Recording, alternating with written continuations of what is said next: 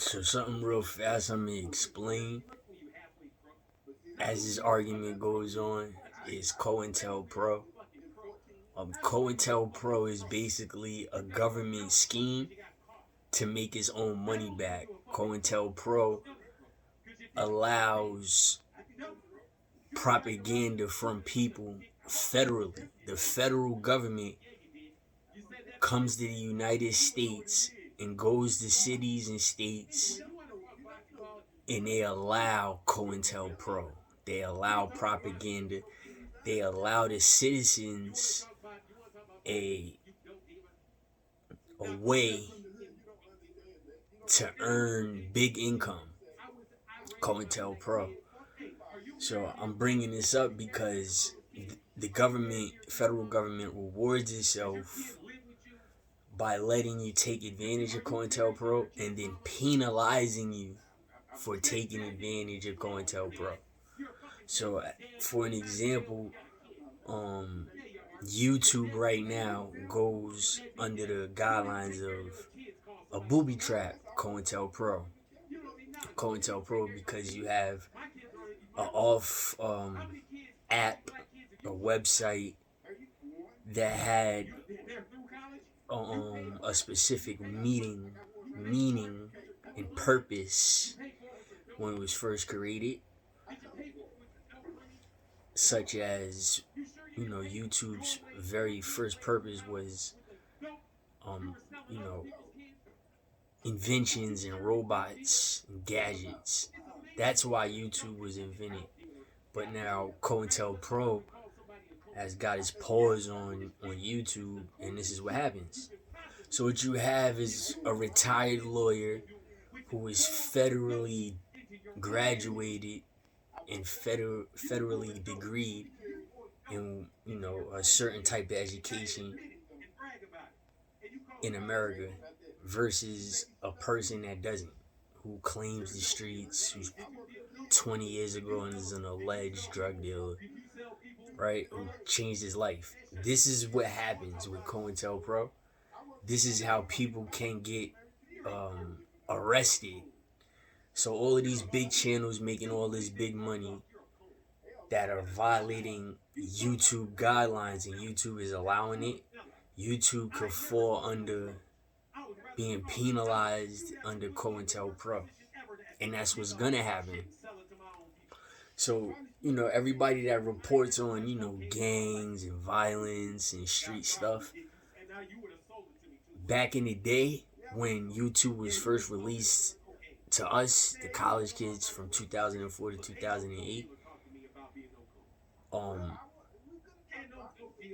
they threatened us with big jail time, stiff punishments, and harsh fines for making the content that they're allowing right now. So that's why everybody shied away from it, because all they had to do was go to your channel, view your video, link you to a RICO case or link you to any type of RICO case, right?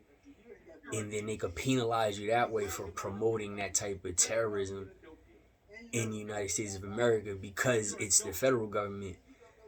The federal government is worldwide. It's just not the United States. The federal government has dealings in Africa, Europe, Asia. It's all the federal government. So when I'm saying federal government, people, in COINTELPRO, and you're thinking about police officers, don't think about police officers all white men with blue eyes when I say federal government.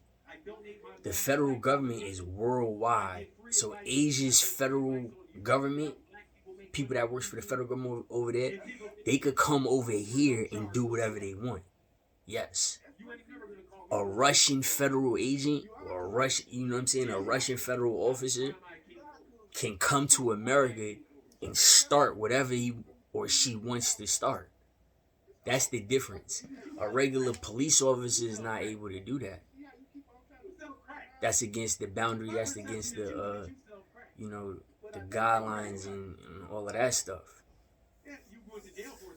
So this is what happened with COINTELPRO. This is the big,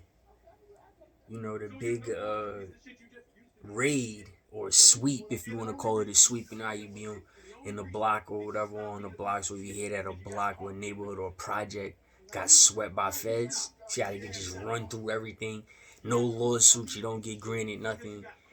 We don't care. It goes our way, and we come with deadly force. So that's why I'm telling everybody and giving everybody a warning from me to you about COINTELPRO.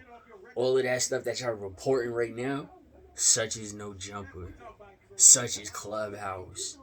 If you notice, Clubhouse is smart, but because they're not really showing pictures and stuff like that, and them talking about it, it's mainly a voiceover. They're still lined up with the RICO. Yep, that was one specific, that was one specific category, and then you can also get in trouble and get personally sued, or you can get sued by your city and state if the federal government wants this to happen. Like, if you make content, COINTELPRO content about celebrities, regular celebrities that aren't, engaged in RICO, you're putting a dark, shadow on them, saying that they're Illuminati figures. Some can sue without the right and the proper proof to prove that if they're Illuminati member or not. They can sue, or organization can sue you, or somebody can sue you, and it's weird how it happens. So you calling Taylor Swift and Ice Spice. This is an example of not the RICO celebrity, right? Like an harassment thing. You could take Taylor Swift, you could take Ice Spice, right? And you could say, well, they're part of the Illuminati now, and they're using dark forces, and we gotta watch our children, right? It don't take nothing but Ice Spice team or Taylor Swift's team to come for you if they see that on the internet. It doesn't take nothing but the Chiefs or the 49ers as a team separately, or they could come together and take you to court. A person that's sitting next to Taylor Swift, that's a no-name person you don't know, right? And you're calling Taylor Swift part of something that's dark and eerie and a negative magic or a negative power. The person next to you sees the video and you're showing that person saying that specific stuff. That person could sue you, and that person is going to win. And the Fed rate is high, so if they got the feds backing them, say, well, this is COINTELPRO. This is going to be either brought up in a civil case, and then this person, pays his fine, or it's going to be brought federal, and this person is going to be, not only fined, but penalized and jailed also. That's how harsh the federal government does certain COINTELPRO things. And when you trademarking or copyright infringement and it's too extensive, such as like wildlife and other geographies or the History Channel, you making videos about that and it goes under propaganda, the History Channel could sue you. You see what I'm saying? The National Geographic as a franchise can sue a person individually and make your life a living hell. That goes under COINTELPRO. And that's what they told us in the beginning stages of YouTube. But when you look as it, progressed from 2004 until Obama became the president, all of the common laws and uncommon laws, the uncommon laws are the laws that still, in the books that the courts obey, but it's just not in the public because it gets overviewed. Such as it's legal for a husband to smack his wife in front of a court. He won't go to jail. He won't get charged with domestic violence, battery, or anything because it's his wife. They're each other's property. You see what I'm saying? So certain uncommon laws are gonna stick because they're federal.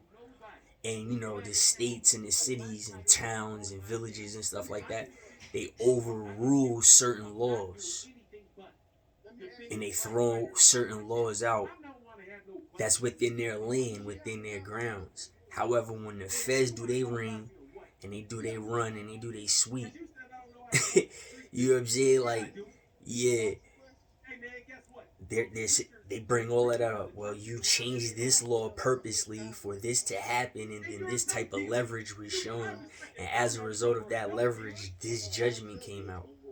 That goes under COINTELPRO also. So everything they're doing, even though Fanon is a retired lawyer, right? A retired lawyer in with contracts and stuff like that, and all he does is gives his views on boxing matches. He debates people on certain, aspects of fights and dealings of fights and promotions of fights and who's ducking and who's not.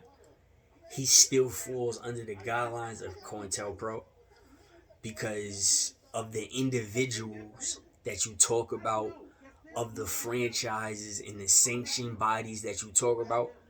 You legally don't have the right to make this money off these people's name, especially when the federal government does a deeper dig and they see that you're using an extension that you can upload in your computer or using a software that you can upload in your computer to get yourself paid. That's the sting. That's the sweep.